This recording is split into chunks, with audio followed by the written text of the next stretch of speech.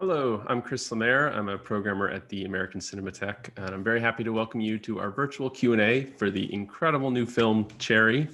Tonight, we are thrilled to welcome the brilliant filmmakers behind the movie, director-producers Joe and Anthony Russo, writers Angela Russo-Otstot and Jessica Goldberg, and the amazing star, Ciara Bravo.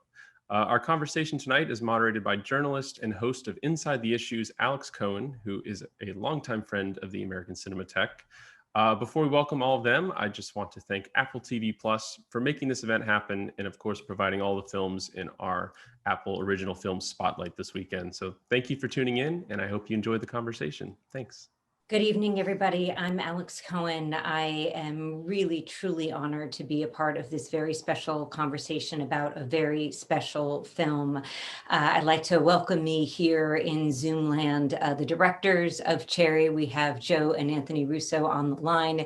We have screenwriters Jessica Goldberg and Angela Russo-Otstot. And of course, we are so fortunate to have one of the stars of the film in the role of Emily. We have Ciara Bravo with us as well. Thank you all so much for making the time to talk about this. And Joe and Anthony, I thought we could get started with you. There have been, this film is based on a book, and there have been so many other books and movies out there about some of the themes addressed in this film: war, coming back home from war, addiction, bank robberies even, but there was clearly something about the pull of this work that was of interest to you. And I'm wondering if you could speak about what the kernel of this book was that made you want to turn it into the film Cherry that it became.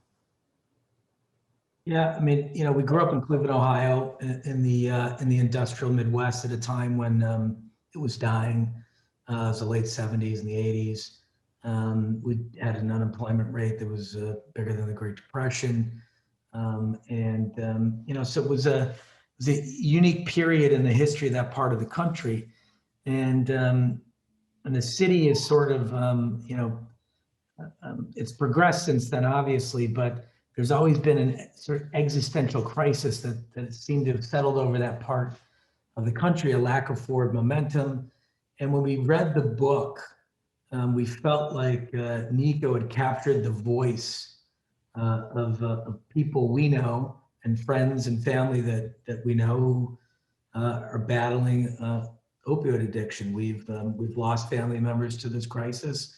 Others are struggling with their sobriety or very close to us. And we felt like this was a very important subject to have a conversation about right now. And unfortunately, this year was the deadliest year in the history of the epidemic. No, it definitely has been. And Anthony, you made much of this film, as I understand it. Some of it was filmed right on the streets that you all grew up on. I would imagine that added a lot to the emotional weight of making this. Maybe you could talk a little bit about that. Yeah, I think that was one of the most exciting things about this story, is that we could sort of draw on very deep personal experiences that we had, not just our present day experiences like Joe was talking about, but also our history, our upbringing. And it makes it more resonant, that I think, we felt like we needed to make this movie right now when we read the book. It felt like a new experience of what the sort of warfare can mean to a person, what the violence of warfare can mean to a person, and how that person tries to deal with that experience coming home, and how opioids can complicate that process. And it seemed like a problem that was unfolding. And it seemed like, both on a personal level for Joe and I, we wanted to dive into a story like this because it spoke to personal issues, but it also seemed to speak to a social and a societal issue that was very relevant and unfolding. And hopefully this movie can be a part of that process that we're all going through to both understand and deal with both PTSD and opioids. Yeah. And I think it's a really important part of the conversation because for me, one of the most just really breathtaking moments in the film is about halfway through, and I don't think I'm spoiling anything here for those of you who haven't had the chance yet to watch Cherry, but I'm hoping that Jessica and Angela, you can talk about this because for me, it was so powerful where you see these two main characters who are so deeply in love, come to the realization that they can no longer go back to the places that they were in their lives. And that becomes this turning point, this real pivot towards their addiction. Can you just talk to me about the writing of that moment? Because it was really a matter of words, but it spoke volumes about addiction. And I feel like that's usually not part of the narrative, that important why of the narrative of addiction. We don't often see in film in quite that way. Yeah, I think, that was a really challenging scene, just from a writing perspective, because we knew how much needed to be accomplished, and just in terms of where we were positioned in the story itself, and teeing up the very next scene and chapter, which is Dope Life, and seeing that the two of them have devolved so much into heroin addiction. There was sort of a lot resting on that moment. And for us, even though it's such a sparse scene in terms of what's said, the magnitude of it is profound, meaning in that moment, carrying the trauma that they each are carrying, they realize they will never get back to that beginning, to that magical realism that we witnessed at the start of the film. And in many ways, that moment is also, I'm not wanting to spoil anything at the end, but it was very pivotal in teeing up the culmination of their arcs, and posing the question, is it possible to start over again? And if it is, in some ways, can you be better positioned because of the challenges that you faced? Or is it possible to look at it in that way? And so, obviously Cherry makes two decisions in this film, both of which revolve around Ciara's character. And the first is sort of in response to something she's done, and he's very ill prepared for the consequences that follow. And the second, he is more prepared for. And in both instances, he comes up against two institutions that can feel similar in certain ways, right? And it's where he's at and how he's able to receive them. And as you pointed out, that scene is sort of the nexus, between those two. And my understanding, I've not read the original book, but this whole element of the love story was not in the original work. And it seems like such a crucial key to your adaptation of it. Jessica, can you talk about that decision to kind of root all of this in a love story, and this particular love story between these two young people? I wouldn't say it's not in the book. It's just not the frame of the book. There are many, many other lovers in the book, and women, but it does begin with Emily, the book, and end with Emily. And when we sort of looked at the book and tried to figure out, like, how do you really invest in a story in a film, it felt like immediately like, let's use the love story in a deeper way and really invest in it, and invest in these two people. And this, like, it's so beautiful, that scene, like in the trailer, where he's the magic realism of falling in love and touching the rope, and the way the young love is captured so beautifully. And then, just these are two people that are so unprepared for life, and they can't sort of retain that, they don't know how to follow up that joy. So it felt to us like the best way to tell a story that goes over, I think it's like, 18 years in the book. So that became our frame for the movie. And I have to say, Ciara, it was just a big sigh of relief when we all joined on this Zoom call before tonight's event began, to see that you are happy and healthy, because you did a spectacular job of really plummeting the depths of addiction. And I know that there was a lot of work that both you and Tom took on to get to that place. Maybe you can tell us a little bit about the work, the research that you did on that front, and how that helped inform your performance.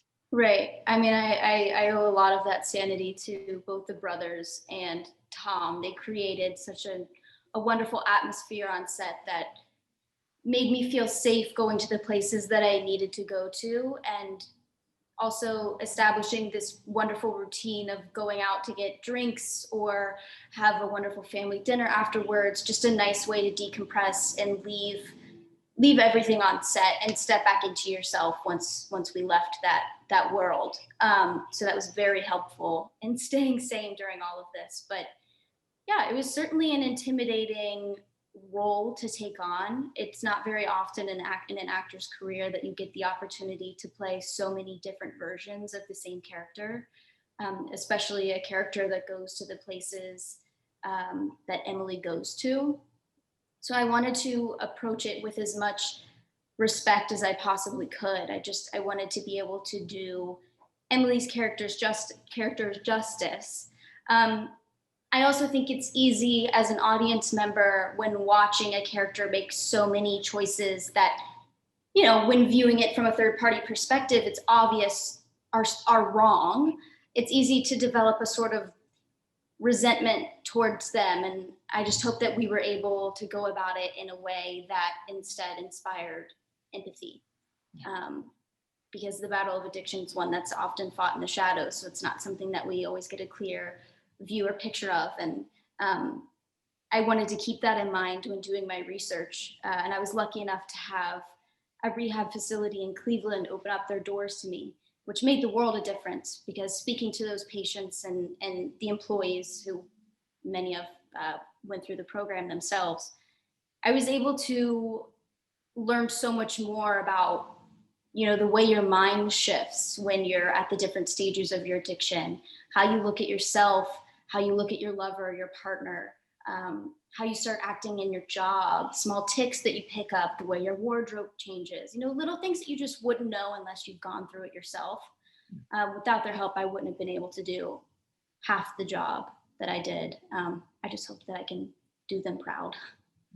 I think you did. And actually, that's a good jumping off point to talk to Joe and Anthony about the technical aspects of the film and the way you shot it. And one of the many things I hate about this pandemic is it makes it impossible to watch films on the big screen, at least for me right now. And I can't even imagine the power that this would have on that big screen for things such as the different chapters that we see of Cherry's life, which you could really see such a palpable difference in filmmaking. And even, I have to say, I was kind of taken aback by the way in which you shot experiences on different drugs, and the way that he experiences the world on ecstasy is very different than where he is at on heroin. And I'm wondering if maybe you two can talk about your approach in creating these many different worlds within one coherent film.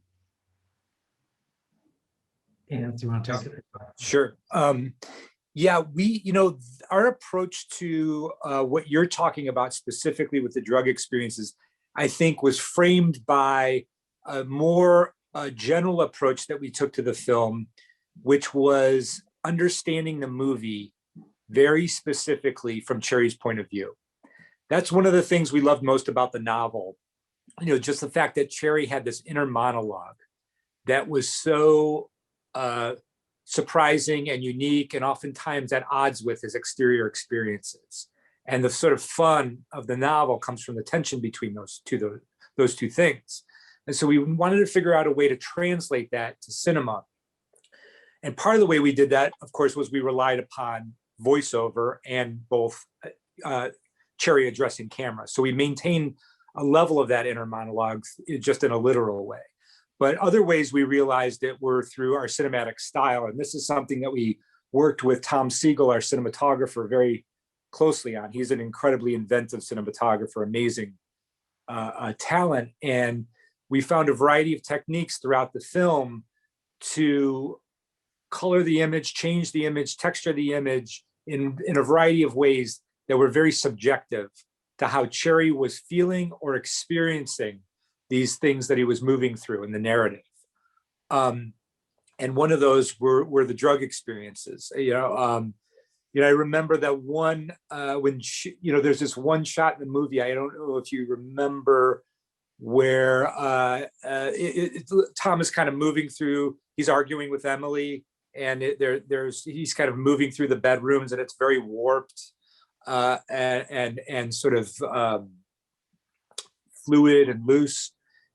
Tom Siegel literally found a piece of glass as a prop on a table while we were prepping the scene. And it was some sort of magnifying glass type thing that was just sitting on a desk. And he started looking at it, and he was like, "Hey, what do you guys think of this?" He put it on the camera, and that's literally how we shot the scene. That's one of the more extreme examples of what our methods, but it speaks to, we were trying to do that in every step of the story, not just through the camera, but how the characters talked, how the characters related to one another. For instance, there's a sequence where he visits a bank early on in the movie, and it's before he's a robber, and he has a bad experience there where they say he has an overdraft, he doesn't really have it. But while he's sort of arguing, with this woman who represents this institution, she's kind of completely shadowed. He can't even see her face or her features. And there's a number of times we do that throughout the film to sort of texture Cherry's experience of other characters or other places.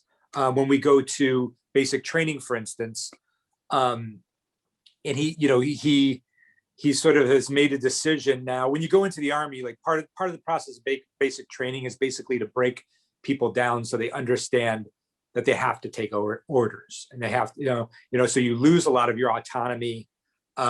And so when we went into that sequence of the movie, we took the camera frame, the picture frame, and we actually narrowed it so that it was less wide, to sort of create this sense of like his world is now closing in.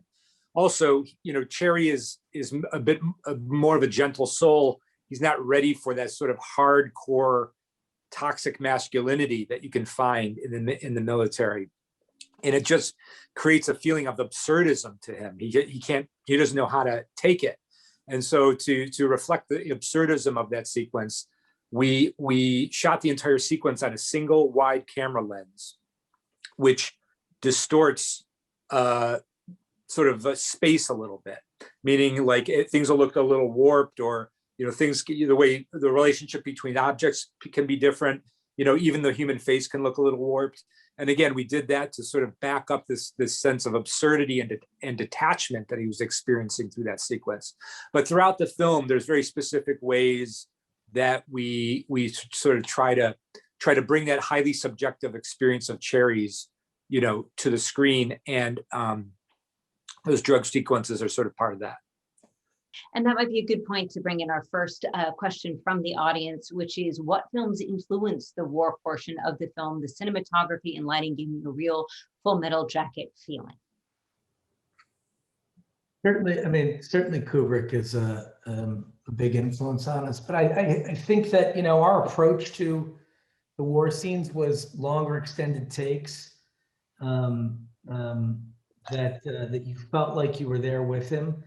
The absurdism of boot camp certainly lives in a Kubrickian realm. It's all shot with a single wide lens, with a closed aspect ratio to exaggerate the absurdism of it. So they're definitely, Anthony and I are intertextualists at heart. I think a lot of current filmmakers are. Ways that we reference the things that were important to us as part of a pop culture conversation, while also trying to advance them and create new conversations. Tarantino does the same thing quite often, and Taika Waititi, and I think that it's a new style of filmmaking that started with our generation as pop culture became a conversation point. I remember when we were working on Arrested Development, Community, very early chat boards of TV shows where, Anth and I would just peruse them. It was sort of this novelty where you had a direct line into the audience, and there was an arc on Community between these two characters, Jeff and Annie, which literally came from like a few hundred people on a chat board talking about what they loved about the show. We found that fascinating that, they were saying, oh, wouldn't it be interesting if these two characters got together? And we went, that's a good idea. But so intertextualism is a big thing for us, and I think that homage is also really important. The color scheme in the film is very Antonioni. He was a huge influence on Anth and I, and we had many conversations about Red Desert, which we think is the most emblematic film of using color to express the interior psychology of a character. So there was a lot of thought and energy and effort that went into this, but certainly a lot of homage as well. Another audience question, this one for Ciara, a viewer who's saying that the book is a really tough story. They just read it a few weeks ago, so they were wondering, how did you relate to your character, Emily? Because she's a really complex person, and I'm pretty sure it was a really emotionally challenging thing to do. It was very emotionally challenging. I think I was lucky in the fact that, you know, much like the book is one step removed from Nico's life, the movie's one step removed from the book. And Angela and Jessica did a fantastic job giving me this wonderful foundation to go off of in terms of building Emily. And there was one aspect of her that I recognized and really took to. Growing up in the Midwest myself, there's this idea that we sort of define success through family and through career. And if you have those two things, you don't need anything else. You'll find everything else will fall into place, right? But I think with Emily, what we recognize or what we're able to see is what can happen when you don't take care of yourself emotionally and physically. What can happen when you allow yourself to get so lost in another person you end up losing yourself. I think through her character, we can sort of explore this idea that, you know, life is more than just having a partner and having a job, and that it's sometimes necessary and it shouldn't be shameful to reach out and ask for help. I want to ask Angela and Jessica, going back to the point earlier about how Cherry doesn't, you know, if you think again, PTSD story, addict story, bank robber story, it conjures up all these images. It could go to the very toxic masculine place, but this film doesn't at all. And I think where that really comes out are the bank robbery scenes and the civility with which we see him rob these banks. I'm just wondering if the two of you maybe could talk a little bit about the writing of those scenes in particular, and what was important for you to make sure was in there in terms of really revealing who this guy was. You want to go, Jeff? Start in. Sure. Yeah, I think, you know, in this particular story, what's so interesting, again, about the character is he's a poet at heart. He's very vulnerable. He is somewhat cursed by seeing the fragility of the world around him. And he is guided by a principle of wanting to do good. And I think that carries all the way through his journey, you know, whether it's Iraq and whether it's robbing banks. And he comes, you know, from a position, robbing banks, of being abased, as he says. There's a certain desperation there. He knows what he's doing is wrong, but he has to do it in order to support his and Emily's addiction. So there are moments where he goes about it, again, trying to be the gentleman. And I think Jess and I both really latched on to bits and pieces that we pulled from the book where we caught those glimpses and wanted to carry them through there, to your point, to differentiate this a bit. I also think it was really important for us to mind the humor all throughout the film, but particularly in that section as well. Because there's a certain absurdity to what's happening, you know, and particularly because these characters, as you get further into the bank robbing sequence, and more of them are coming together, you know, because they're all high and trying to rob these banks. So yeah, I think in general for us, working through the film, no matter which sandbox we were playing in, and they all happen to be considered quote unquote masculine, if you will, but whether it was the war, you know, dealing with PTSD, the bank robbery sequences, we were always guided by a need to draw compassion from the audience for Cherry.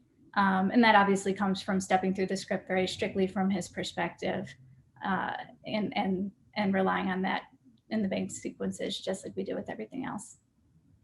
And I have to say, the sequence with the safe and the humor in that, which was just such a needed release valve, at least for me, it was in that moment in the film. Another one of our viewer questions, which I believe would go to the brothers: did you feel a responsibility in showing drug addiction withdrawals in their most raw and real form? Blood and other bodily fluids. A lot of the time, drug abuse is glamorized in media, but in Cherry, it truly shows how it deteriorates the body and it affects the daily lives of these two characters.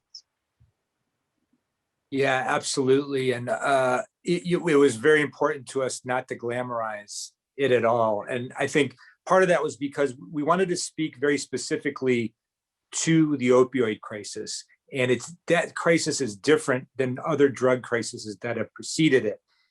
There's no glamorous aspect to it. It's used by different people in different ways, and it's obtained differently. It's entirely its own thing, and we wanted to get away from associations that people may have with other stuff.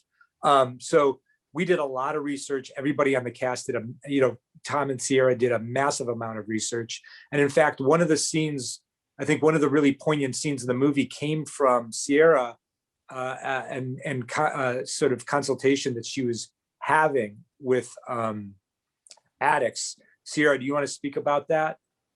Yeah, the showing the other side of the story. Yeah. Well, I was speaking to a woman who was at one of the rehab facilities, and she mentioned to me she noticed with most films they make withdrawal look, they glamorize it in a way where it becomes almost sort of dainty. And she mentioned, she was like, you never see anybody shit their pants, and that is such a reality when it comes to withdrawal. And so I spoke to the brother. Sorry to put it so crass, but I spoke to the brothers about that and mentioned that. And of course, they took that and, made something wonderful with it. But yeah, I just, wanted to make sure that we included that aspect of it as well to, show that it is more than just like a vomit into a, well-placed trash can or, a Calvin Klein ad on the floor of a bathroom. Well, since Ciara talked about shitting her pants, I will open up as well and say I don't think that anyone at American Cinematheque would have necessarily known this, nor it's why I was picked for this film. But I have someone in my immediate family who is a heroin addict, so this really resonated very strongly with me, and I was kind of waiting to see, because that again, it's the very traditional addiction narrative of the struggling addict and the concerned loved ones around them. And I thought the subtlety with which you handled the impact on those in Cherry's life was a really fascinating choice. And I will open this up to anyone here who wants to kind of speak to it. I mean, that scene in the hospital with Emily's family was incredibly powerful, but I also feel it was a very subtle, there's a whole kind of accordion range of how much you could include of something like that, the impact that this addiction had. I mean, it's a great point, and we many of us on our end here have loved ones who have struggled with addiction or still coping with it, and I think that because this film comes so specifically from Cherry's perspective, that's the one moment where his perspective opens up to the repercussions that it's had beyond. If we were to tell a story about Emily's parents, it would be a profoundly devastating film as well. And so I did find that interesting myself too, sort of working through it from that perspective and finally meeting that point in the story, that tension point where Cherry is forced to come face to face with the ways that he has not only, had a profound effect on Emily, but also her family as well. Our next question goes to Joe and Anthony. One of our viewers says, blown away by the sheer creativity and depth of Cherry. My question is, what's the biggest challenge of going from working in comedy to dark, sprawling dramas? Joe, you there? I'm good. Okay. It's a great question.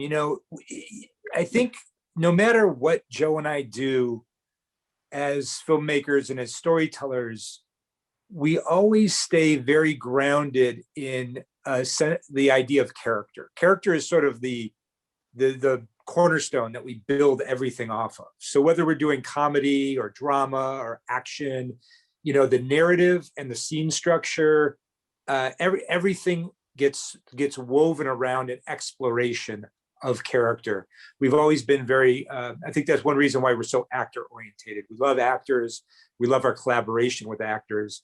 And I think it's that exploration of character that really sort of is our organizing principle, so to speak, in terms of how we structure things. So I guess I'm talking about how things are similar for us. And I think that our awareness is more about the similarity than the difference, I think, a lot of times. Simply because it's all storytelling, and it's all just us thinking about what is the story we want to tell, who are the characters, and just doing deep dives, creative dives on where you can go with the narrative and with those characters, with their experiences. And another thing I would say is, drama in some ways is like, comedy and action have kind of a connection with one another in the sense that they're both very much about timing and rhythm. There's there's a choreography to both that has to do with whether they work or not and how they work.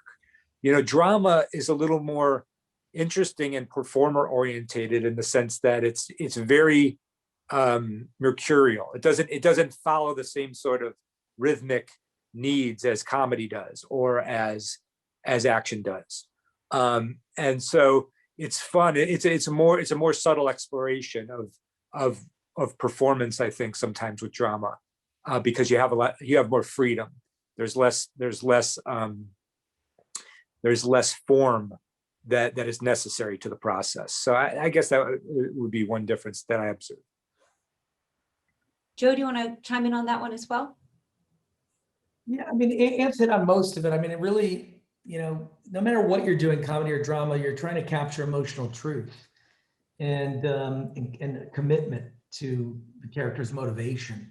The best comedy is not played as comedy; it's played as situational moments or behavior, and then the comedy comes from, the actor's commitment to the behavior.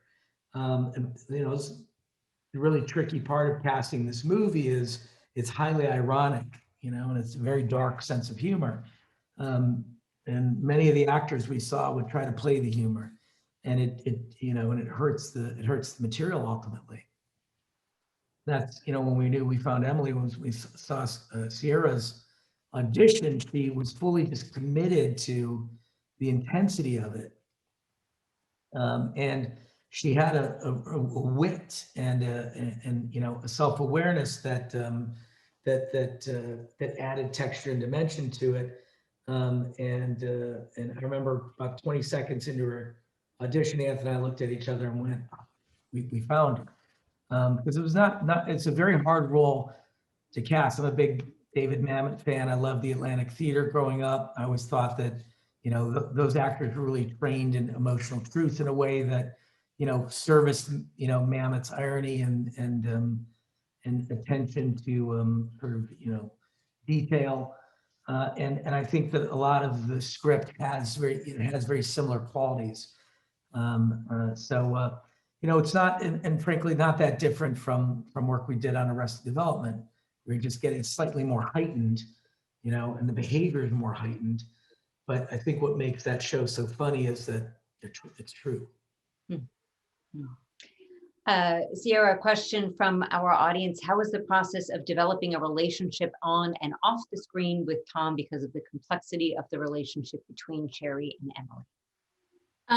It was the easiest part of the entire process. I mean, as everyone here knows, Tom's one of the kindest people I've ever met, and just so warm and so welcoming. And it felt like it immediately clicked. It was one of the situations where you walk into a room, you speak a few words to each other, and you're going to be friends, which made the process of going into these incredibly intense scenes so much easier, because I knew I had a partner in all of this. I knew I had someone who I could rely on to catch me if I stumbled or fell, and who would forgive me if I was having an off day, which is very important when you're working on scenes as heavy as this, because it is easy to slip into a negative emotional state. And it was just nice knowing I had someone there who could pick me up and lift me out of it when needed.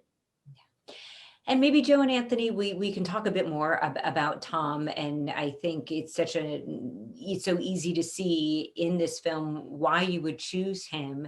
And he makes it look in so many ways effortless because of how wholly he embraces the role. But maybe you can talk specifically about what it was in him that you saw for Cherry, and some of the things maybe behind the scenes that we wouldn't necessarily see in the film, but you feel like really added to what he was capable of doing.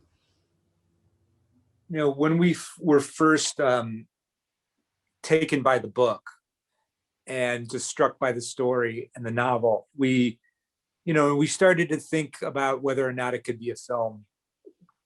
There were challenges to translating it, many different challenges, as there are with any novel translating to film. But it was a dark story. It was difficult. And we felt like there was important things. The movie could have, like the book could have important things to say to readers or audiences, though.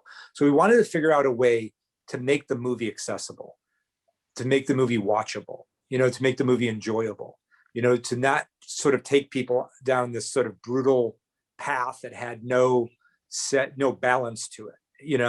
It's very important to us when, like, we always chase a sense of balance in our filmmaking. We want movies that give you the entire range of human experience. So we needed to figure out ways to make this movie fun and entertaining and engaging. And very early, before we figured out 99% of what we needed to do in order to do that, with all of the other collaborators on this call, and more so, Tom was sort of the first thing that popped in our heads in terms of how we could possibly do that with this movie. Because, look, one of the great things about making those 4 Marvel films was the fact that we got to work with actors over and over again for many years. And you start to develop a very intimate understanding of one another when you do that, on a personal level, on a professional level, on a creative level. And from Tom, Tom, we went through a very extensive auditioning process with him, or a very intense auditioning process with him, because as you can imagine, when you're recasting Spider-Man, it's a very difficult role. Those are difficult shoes to fill. So it was a very involved process. And right from the casting process on that character, we started to develop a very intimate understanding of who Tom was as an actor and as a person. And that just continued through our collaboration with him. So we knew that Tom, he has a natural charisma to him that is infectious and you can't suppress.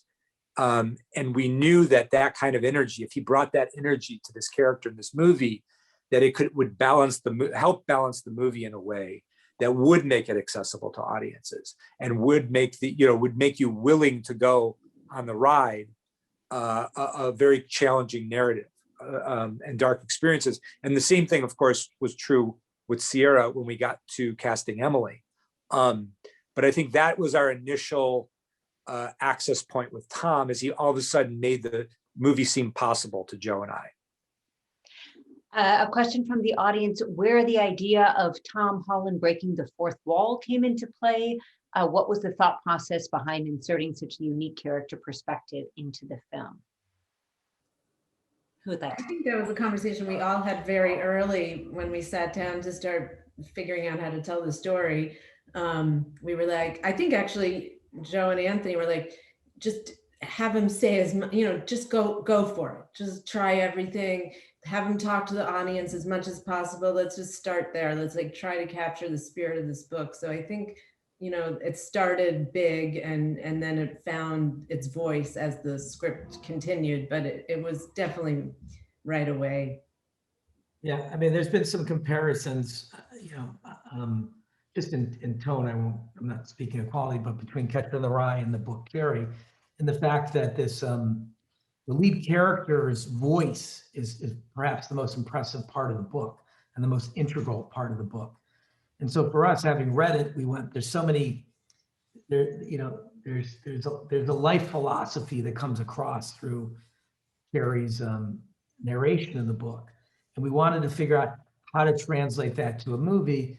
And it seemed a combination of voiceover and direct address was going to be the most effective way to do that. When you have an actor like Tom Holland, where you're trying to invite the audience into the story, you want them to have an emotional experience, not an intellectual experience. The way they can do that is if they feel empathy towards, these very difficult and sometimes not likable choices that these characters make. And so there's a lot of reasons that we felt that it would be effective for the movie.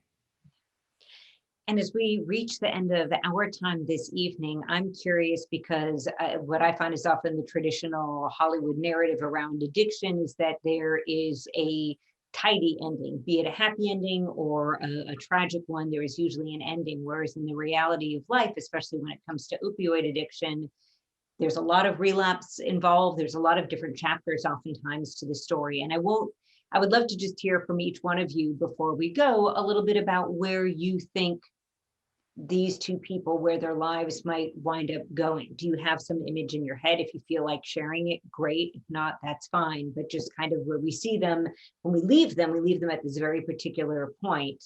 But I'm curious where you think they wind up going. And I'll let whoever wants to jump in first go right ahead. I always have an image in my head, probably just because I have such a special place in my heart for both of these characters and their journey together. You know, when you watch two characters go through the journey that Cherry and Emily went through, you want to watch them succeed. You want them to win. You want them to come through the other side. And so I think in the ending of this movie, especially after the year that we've all been through, it's a really lovely way to, you know, walk out of the theater, stand up from your couch, however you watched this film. It's a great way to leave the story. Of course, in real life, due to the toxicity of the relationship, I think that would be a much more difficult ending to achieve. But I like to, maybe I'm a romantic, I like the idea that they are together and hopefully matured to a point where they can take their life down a much more beautiful road. I'll just add, I'm so grateful for the last image of the movie as it is, because to me it feels deeply hopeful. It feels like, I mean, these people have been through so much, years have passed, and it reminds us that, you know, this can happen to the people we love that are struggling. So that last image of them sort of smiling across the parking lot is filled with the hope for me. And I think, you know, that's something we all talked about and decided very early on, that we knew where we wanted to go and the moment we wanted to land on. And I think in order to make a case for hope, we knew we had to do our best to tell the story of the road leading to it and all of the challenges that you know filled that journey as authentically as possible. But I mean, just I need to say such, you know, kudos to Ciara and Tom for nailing it, because even as it stood on the page, we knew it was such a pivotal moment, that final moment. And I remember the first time I saw it, I was filled with the exact feeling of hope that I was hoping everybody else would be able to experience at the end of this journey. And so wherever they do go, you know, as a couple, I always just imagine that the most important thing is that feeling stays with them, because if it does, then I think they will be okay.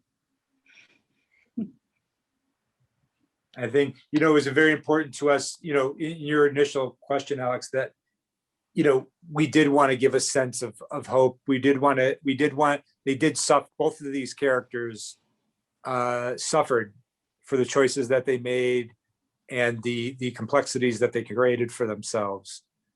And it's a revelation at the end that they're both still alive, and that they've made it that far.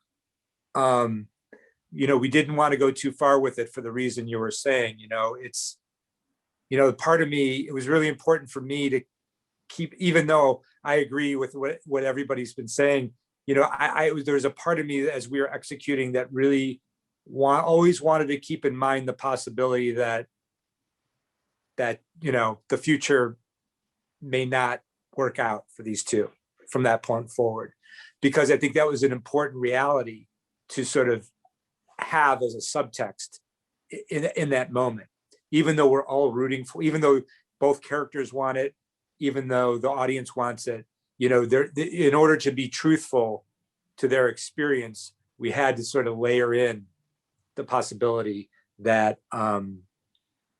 that that their road forward may not be wholly positive. Joe, care to weigh in? Yeah, I mean, look, we made this movie for our children. And, you know, we wanted to present to them a balanced perspective on life. And ultimately, this is a tragic modern love story. And the tragedy is that two people who meet each other and have real potential as a couple each make a life decision that they don't have the experience to make, that costs them a decade and a half of their lives.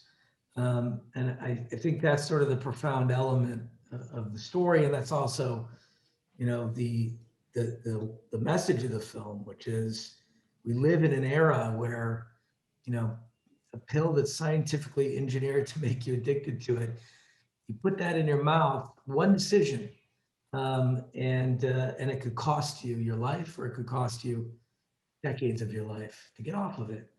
And I think ultimately that's what we hope people take away from the film, is that, you know, life is a beautiful thing, it's precious, and it needs to be respected. Well, it's been a real honor and privilege being able to have this conversation with all of you this evening about an extraordinary film. At this point, I want to thank all of our guests this evening and turn it back over to our friends at American Cinematheque. Thank you. Thank you, Alex. Echoing her, just a big thank you to all our panelists and to Alex for leading such a really deep, thoughtful discussion. It's been really great to present this movie and to host a conversation about it. Thank you to our wonderful audience for tuning in and sending in all your amazing questions. I think we almost got 900 questions. So it's been really cool.